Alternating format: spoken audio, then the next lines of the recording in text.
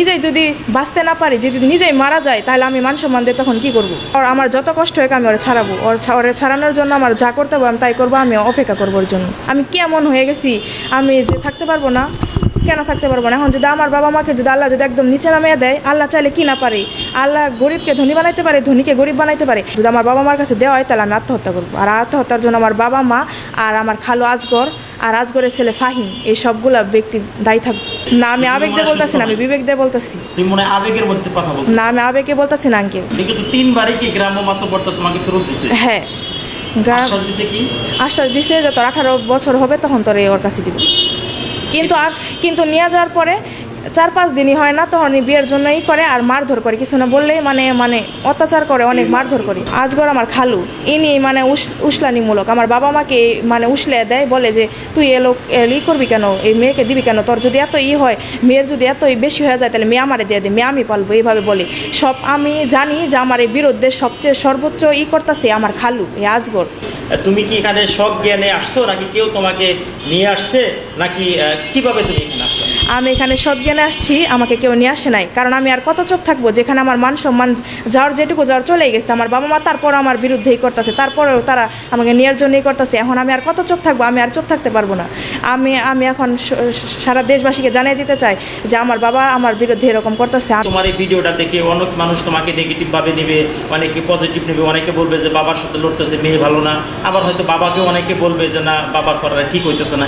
এই যে মানুষের যে মন্তব্যগুলো, সেটা তুমি মানতে পারবা? হ্যাঁ, মানতে পারবো। কারণ আমার মান সম্মান যেটুকু যাওয়ার চলে গেছে, আর কি আছে আমার মান সম্মান?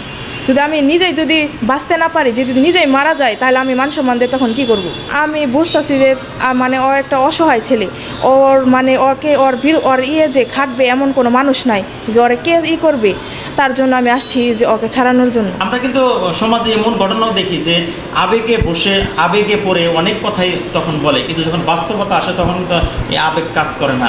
আর যখন তুমি বাস্তবতা দেখবা তখন তো তুমি মনে মনে কোবা যে না, এই লোকগুলোর সাথে আমার থেকে ভুল হয়েছে, আমি আমার বাবা মার সাথে চলে যাওয়াটাই ভালো ছিল। তখন তো তুমি এটা বুঝবা, তখন কী করবা তুমি? এই লোকগুলোর তখন কী করবে?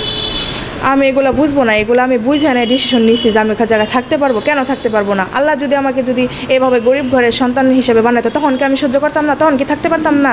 আমি কেমন হয়ে গেছি, আমি যে থাকতে পারবো না, কেন থাকতে পারবো না? এখন যদি আমার বাবা মাকে যদি আল্লাহ যদি একদম নিচে নামিয়ে দেয়, আল্লাহ চাইলে কি না পারে? আল্লাহ গরিবকে ধনী বানাইতে পারে, ধনীকে গরিব বানাইতে পারে। এখন যদি আমার বাবা মা যদি একদম মানে ডাউন হয়ে যায়, সব শেষ হয়ে যায়, তখন কি আমি থাকবো না? তখন কি আমি মরে যাবো? তাহলে এখন কেন আমি থাকতে পারবো না? আর আমার যত কষ্ট হোক আমি ওরা ছাড়াবো, ওরা ছাড়ানোর জন্য আমার যা করতে হবে আমি তাই করবো, আমি অপেক্ষা করবো ওর জন্য। তাও আমি আমার বাবা মার কাছে যেতে চাই না। যদি আমার বাবা মার কাছে দেওয়া হয় তাহলে আমি আত্মহত্যা করবো। আর আত্মহত্যার জন্য আমার বাবা মা আর আমার খালু আজগর আর আজগরের ছেলে ফাহিম, এই সবগুলা ব্যক্তি দায়ী থাকবে। এই ফাহিম আজগরের ছেলে আমার খালাতো ভাই, কিন্তু তারাই মানে উসলানিমূলক, তারাই দুজনে বেশি। আমার ওই খালু আজগর আর তার ছেলে, এই দুইজনে আমার বাবাকে উসলে দেয় আর সবই করে। আমার বাবা মার কোনো দরকার নাই। যে বাবা মা নাকি সন্তানের বুঝে না, কষ্টই বুঝে না, ভালো মন্দ বুঝে না, সেই বাবা মা থাকার থেকে না থাকা অনেক ভালো। এই কথাগুলো কিন্তু সব আবেগে বলতেছো, তুমি কি জানো তুমি আবেগে আছো এখনো? না, আমি এগুলো কথা আবেগে বলতেছি না। সুস্থ মস্তিষ্কে আছো? হ্যাঁ, আমি সুস্থ কথাগুলো বলতেছো একদম সুস্থ মস্তিষ্কে? হ্যাঁ আঙ্কেল। তো তোমার কথাগুলো কিন্তু আমার কাছে একটু কি মনে হইতেছে? না, আমি আবেগ দিয়ে বলতেছি না, আমি বিবেক দিয়ে বলতেছি। তুমি মনে আবেগের মধ্যে কথা বলছো? না, আমি আবেগে বলতেছি না আঙ্কেল। আমি আমার নিজের জ্ঞান থেকে বলতেছি, আর আমি বুঝে শুনে ডিসিশন নিয়েছি যে আমি ওই জায়গায় থাকতে পারবো আর করবো। তার জন্য আমি বারবার আঙ্কেল চলে আসতেছি। আমি জীবিত থাকতে তাদের কাছে যাবো না। যদি যায়ও তাই আমি আত্মহত্যা করবো, আর আত্মহত্যার জন্য ওই প্রত্যেকটা লোক দায়ী থাকবো। আমি আমার ফ্যামিলির মানুষ সবার বিচার চাই, কেন আমার সাথে তারা এমন করলো।